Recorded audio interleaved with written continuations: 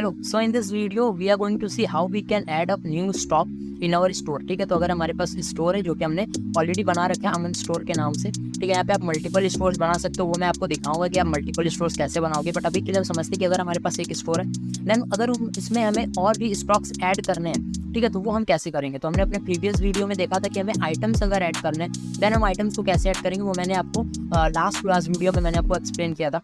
इस वीडियो हम लोग देखने वाले कि अब हमारा जो भी स्टॉक है अगर हमें उसकी एंट्री करनी है तो हम कैसे करेंगे। तो सिंपल है, यहाँ पर आप ऐड आइटम के सेक्शन में आओगे, ठीक है, एंड जो आपका प्रोसेस होने वाला है वो सेम होने वाला है, because stock will be same as your item, right. So अगर मान लो हमारे पास अब हमें ऐड करना है, सो यहाँ पर मान लेते हैं कि हमारे पास चार्जर है, ठीक है, हमारे पास जो आइटम का नाम है वो क्या है, चार्जर, एंड सैमसंग चार्जर कर देते, चलो इसे सैमसंग चार्जर, ठीक है, सैमसंग चार्जर। इसकी जो परचेज प्राइस है, और इस बार हम लोग सपोज दैट हमारे बिजनेस का अगर जीएसटी नहीं है, ठीक है, तो हम विदाउट जीएसटी वाले ऑप्शन पे क्लिक करेंगे एंड परचेज प्राइस हम यहाँ पे एंटर करेंगे। तो सपोज दैट कि 300 इसका परचेज प्राइस है, राइट, चार्जेस का।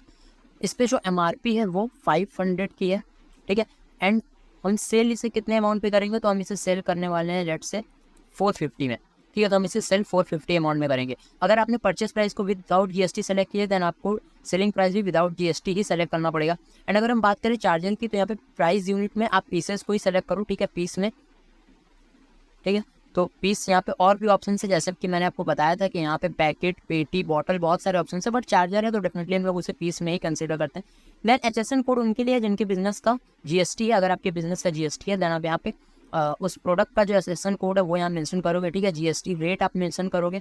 And then quantity for stock low alert, quantity for stock low alert क्या था, ये वो क्वांटिटी होगी जिसने पे आपका जब स्टॉक आ जाएगा देन आपको एक अलर्ट मैसेज जाएगा, ठीक है। तो मान लेते हैं कि हमारे पास, पहले हम सेलेक्ट कर लेते हैं यहाँ से, देखो अपने स्टोर को हमें सबसे पहले यहाँ सेलेक्ट करना होगा। हमने अमन स्टोर सेलेक्ट कर लिया एंड हमारे पास करेंटली अवेलेबल स्टॉक्स कितने हैं, हमारे पास करेंटली अवेलेबल स्टॉक्स 40 हैं। एंड हम चाह रहे हैं कि जब हमारे पास 5 स्टॉक बचे, ठीक है, तो हमें एक अलर्ट आ जाए, राइट। तो quantity for low stock alert में हम 5 फिल करेंगे। इससे क्या होगा कि जब हमारे 35 स्टॉक सेल हो जाएंगे एंड 5 स्टॉक्स रिमेनिंग होंगे, देन उस केस में हमें एक अलर्ट मैसेज आएगा कि आपका जो स्टॉक है वो कम हो गया, आप और भी स्टॉक्स मंगा लीजिए, राइट। एंड देन कैटेगरी की बात आती है तो यहाँ पे 2 ही कैटेगरी हमारे पास लैपटॉप मोबाइल, क्योंकि हमने ऑलरेडी 2 ही कैटेगरी ऐड की थी। देन हम यहाँ पे एक न्यू कैटेगरी ऐड करते हैं चार्जर का, ठीक है, एंड इसे सेव करते हैं एंड हम अपनी कैटेगरी को यहाँ से कैटेगरी को सेलेक्ट कर लेते हैं, राइट। तो हमने यहाँ पे अपनी कैटेगरी को सेलेक्ट कर ली। तो ये हमारा, आप देखो यहाँ पे हमने सारे डिटेल्स को फिलअप कर दिया है एंड देन जस्ट आपको यहाँ से सेव पे क्लिक करना है एंड ये आपका सेव हो जाएगा, ठीक है। तो हमने एक और आइटम को सेव कर लिया। तो बेसिकली स्टॉक बोलो, आइटम बोलो, सेम चीज़ है। यहाँ पर इंपॉर्टेंट क्या है समझना, इंपॉर्टेंट है ये समझना कि अगर आपके पास 40 पीसेज हैं, राइट, सैमसंग चार्जर के 40 पीसेज हैं, और यहाँ पर देखो आपका ओपनिंग स्टॉक इतना है 40, दिस मीन्स कि आपकी जो मॉर्निंग थी, मॉर्निंग में जब आपने अपने स्टोर को ओपन किया, ठीक है, यहाँ से इसके पहले आपको यहाँ पे ना और एक ऑप्शन दिख रहा है, ठीक है, यहाँ पे आपको टाइम सेलेक्ट करना होता है। तो यहाँ पे आप ईयरली भी सेलेक्ट कर सकते हो, वीकली, मंथली। तो चलो हम यहाँ पे वीकली सेलेक्ट कर लेते हैं। तो वीकली सेलेक्ट करने से हमें क्या बताएगा कि जब हमारी वीक की स्टार्टिंग थी, राइट, तो उस दिन क्या था कि हमारे पास 40 स्टॉक्स प्रेजेंट, सेम मंडे को हमारे पास 40 स्टॉक्स प्रेजेंट है, राइट। मान लेते हैं कि उस वीक में हमने कुछ स्टॉक सेल किए, ठीक है, कुछ हमारे जो चार्जर्स हैं वो सेल हो गए। तो वहाँ पर हमें क्या करना होगा, टोटल इन तो जीरो रहेगा पर टोटल आउट, यानी आपके स्टॉक में से कितना आउट हुआ है वो चीज़ आप यहाँ पे मेंशन करोगे, ठीक है। तो अभी के लिए तो अगर आप देखो तो टोटल इन भी जीरो है, टोटल आउट भी जीरो है, तो इनिशियल और फाइनल सेम है, ठीक है, रिमेनिंग स्टॉक आपका 40 ही है। बट अगर मान लो कि उस वीक में हमारे पास कुछ स्टॉक्स आउट होता है तो आप यहाँ पे ऐड आउट वाले बटन पे क्लिक करोगे एंड देन यहाँ से हम इसे फिल करेंगे, राइट। तो डेट आप यहाँ पे देख सकते हो 4 अगस्त आज का डेट है, ठीक है, टाइमिंग ये है, एंट्री टाइप पार्टी और स्टोर। तो यहाँ पे 2 तरीके के ऑप्शंस देखने को मिलते हैं, ठीक है। तो पार्टी और स्टोर में क्या डिफरेंस होता है वो मैं आपको एक्सप्लेन करूँगा। अभी के लिए हम पार्टी रहने देते हैं एंड देन यहाँ पर पार्टी का नेम हमें सेलेक्ट करना है। तो एंटर आप कैसे करोगे, अगर हम यहाँ पे कुछ भी रैंडम नाम लिखोगे, सपोज दैट हमने राम लिख दिया एंड देन अगर आप डन करोगे, ठीक है, तो यहाँ पे वो नाम नहीं आएगा। पार्टी नेम आपका ऑलरेडी पहले से आपने बनाया हुआ होना चाहिए। और पार्टी नेम कैसे बनाते हैं मैंने आपको प्रीवियस वीडियो में एक्सप्लेन किया था कि पार्टी को आप कैसे बनाओगे।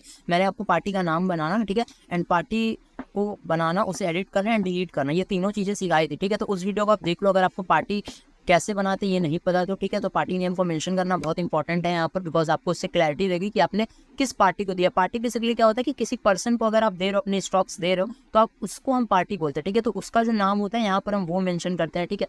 एंड देन एंटर क्वांटिटी करेंगे कि कितनी क्वांटिटी आपने उस पर्सन को दी है। तो हमारे पास 40 थी, हमने मान लो 7 उसे दी है, ठीक है। 40 थी, हमने 7 दे दी, 450 रहने देते हैं। तो एक पीस का हमने 450 ऑलरेडी सेलेक्ट करके रखा था। जो 7 पीस हमने अगर बेची तो टोटल हमने सेल कितने का किया, कितने अमाउंट का किया। एंड ड्यू अमाउंट यहाँ पे आप देख सकते हो नीचे ड्यू अमाउंट 0 है। सो ड्यू अमाउंट 0 है, इसका मतलब क्या है कि हमारे पास कोई भी अमाउंट में बाकी नहीं है, हमें पार्टी ने पूरा पेमेंट किया है, ठीक है। तो पार्टी ने अगर हमें पूरा पेमेंट किया है तो ठीक है। देन आपको यहाँ पे automatic stock in entry in पे क्लिक कर देना है। इससे क्या होगा कि आपका जो स्टॉक इन हुआ रहेगा, ठीक है, वो ऑटोमेटिकली यहाँ पर वो कैप्चर कर लेगा, ठीक है। आपका ये रेडी है। बस यहाँ पर मैंने एक इन्फॉर्मेशन नहीं मेंशन किया, जो कि हमने पार्टी नेम नहीं मेंशन किया, बिकॉज करेंटली हमारे पास भी कोई पार्टी का नेम नहीं है। बट हाँ, मैंने आपको प्रीवियस वीडियो में एक्सप्लेन किया था, उसके लिए आपको सबसे पहले यहाँ पे आकर के एक पार्टी का डिटेल बनाना होगा, ठीक है। तो इस तरीके से आप क्या कर सकते हो, यहाँ पर इसे सेव कर सकते हो। तो अभी देखो आपका जो डेटा था वो अपडेट हो चुका है। आपका जो सैमसंग चार्जर का ओपनिंग स्टॉक था वीक में, ठीक है, यहाँ पे आप वीक सेलेक्ट कर लो। तो वीक के स्टार्टिंग में आपके पास 40 पीसेस थी, टोटल इन 0 हुआ, बट टोटल आउट आपका 7 पीसेस आपने बेच दिए हैं, ठीक है। तो आपके पास रिमेनिंग स्टॉक कितना पता, 33 स्टॉक्स आपके पास रिमेनिंग है, ठीक है। सो बेसिकली आपने सेल ऐसे ही हमने डिफरेंट आइटम्स के लिए add in and add out को रन किया है। तो बेसिकली अगर आप HP का लैपटॉप देखो तो उसके लिए हमने क्या किया कि 0 बॉक्सेस इन हुई है, बट 100 बॉक्सेस आपकी आउट हुई हैं, ठीक है। तो आपके स्टॉक में 100 बॉक्सेस बचे हैं। उसी तरीके से हमने आईफोन के लिए सेम काम किया, हमने 50 बॉक्सेस रखी थी। एंड देन इस केस में हमने ऐड इन का ऑप्शन पे क्लिक किया, ठीक है। तो ऐड इन जब आप करोगे तो इसको मैं आपको एक बार फिर से करके दिखाता हूँ। मान लो हमारे पास 50 बॉक्सेस थे और वीक के स्टार्टिंग में, एंड देन 20 बॉक्सेस हमारे पास हमने ऐड की उस वीक में, ठीक है। हमने मंगाई, परचेस की, एंड हमने सेल कुछ भी नहीं किया, हमने 0 बॉक्सेस सेल किए। तो हमारे पास at the end of week कितना बचेगा, 70 बॉक्स बचेगा, राइट, ठीक है। तो अगर मान लो हमारे पास कुछ और एड इन हो रहा है, ठीक है, तो अगर मान लो हमारे पास कुछ और एड इन हो रहा है तो आप एड इन पे क्लिक करोगे, एंड देन यहाँ पे आपको सारी डिटेल्स वैसे ही फिल करनी होती है, ठीक है। तो हमने मान लो कि 10 और मंगा ली, ठीक है। अगर हमने 10 और मंगा लिए स्टॉक को, देन हमारे पास जो टोटल अमाउंट है वो परचेस प्राइस कितना, एक स्टॉक का परचेस प्राइस 40,000 था, तो 10 का हो जाएगा 4 लाख रुपीज़, ठीक है। एंड देन यहाँ पे आप आओगे तो देखोगे आपको पेड अमाउंट, यानी आपको आपने पे किया हुआ है, ठीक है, जिससे भी आपने परचेस किया उसको। तो ये सारी चीज़ें यहाँ पर आपका डेटा फिल होकर आ गया। अभी यार इसमें इंपॉर्टेंट एक चीज़ समझना है कि यहाँ पे 2 ऑप्शंस आएंगे आपको, एक पार्टी का और एक स्टोर का। तो पार्टी और स्टोर में डिफरेंस क्या है, ठीक है, पार्टी और स्टोर में डिफरेंस क्या है।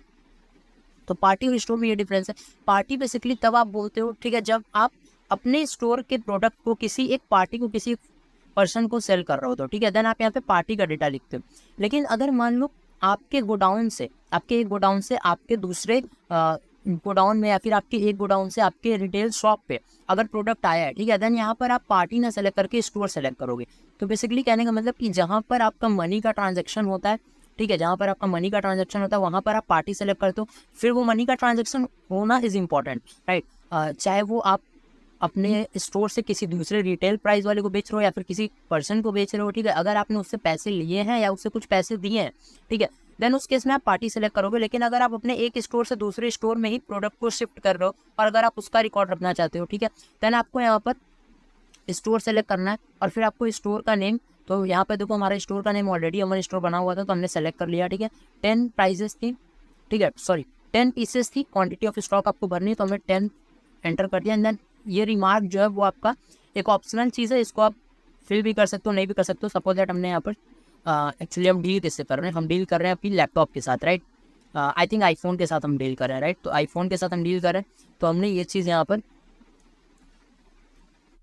लिख दी, ठीक है। ये ऑप्शनल चीज़ आप लिख भी सकते हो, नहीं भी लिख सकते हो। एंड देन अगर आप इसे सेव करोगे तो ये डेटा आपका अपडेट हो जाएगा। देखो ये डेटा आपका अपडेट हो चुका है। 50 बॉक्सेस आपकी इनिशियली थी वीक के स्टार्टिंग में, ठीक है। टोटल इन कितनी हुई, 30 हुई, ठीक है। तो कि आपने पहले देखा 20 थी, बाद में हमने 10 और मंगा लिया। 0 बॉक्सेस आउट हुई है। ये अगर मान लो इसमें से कुछ हमारा आउट हुआ, राइट, बट वो हमारे एक स्टोर से दूसरे स्टोर में ही गया, ठीक है।